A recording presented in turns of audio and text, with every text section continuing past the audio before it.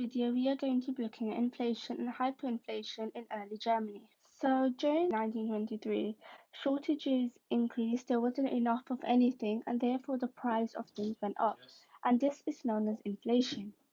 So people had to pay more money to get what they needed.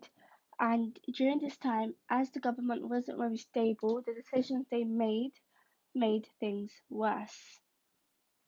So the government needed money to pay the debts, in other words, the reparations, but unemployment and failing factories meant that they received less money from taxes. And so they had to come up with a solution. So this is what they did. They printed more money because they couldn't gain more from taxes. And so they introduced 300 paper mills and 2,000 printing shops, which all printed more banknotes. So initially, printing extra money made it easier for the government to pay reparations, but it made the inflation worse because the more money that was printed, the prices rose again higher and higher, and this then led to hyperinflation. It's because the value of money has to be based on something.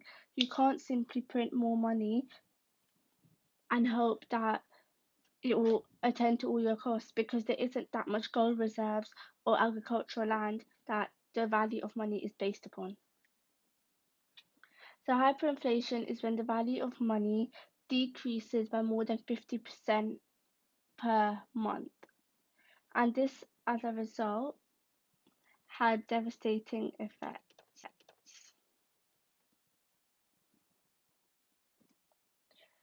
So the main effects of hyperinflation was that normal living became impossible.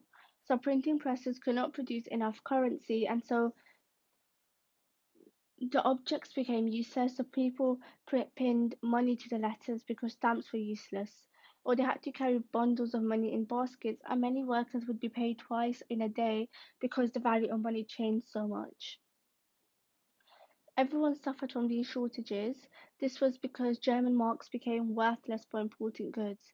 So, for example, in 1918, buying £1 worth of foreign goods cost 20 marks, but at this point, buying one worth of foreign goods cost 20 billion marks, which just shows the dramatic change in the value of money. Finally, people with savings were hit the hardest. They lost everything they had because the saved money became worthless, and the people with savings were mainly the middle class, and therefore they were the worst affected.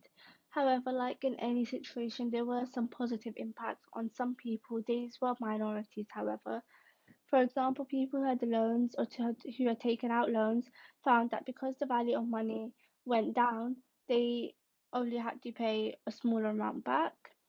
Other people hoarded goods and sold them for a large profit, and people with foreign currency benefited because they could buy so much more with their money.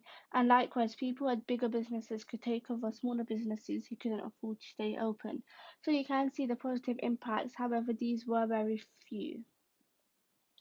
And that is it for inflation and hyperinflation in 1923. I hope this video was useful. If it was, please give it a thumbs up, subscribe, and leave any comments down below, any questions you might have, and I will answer them.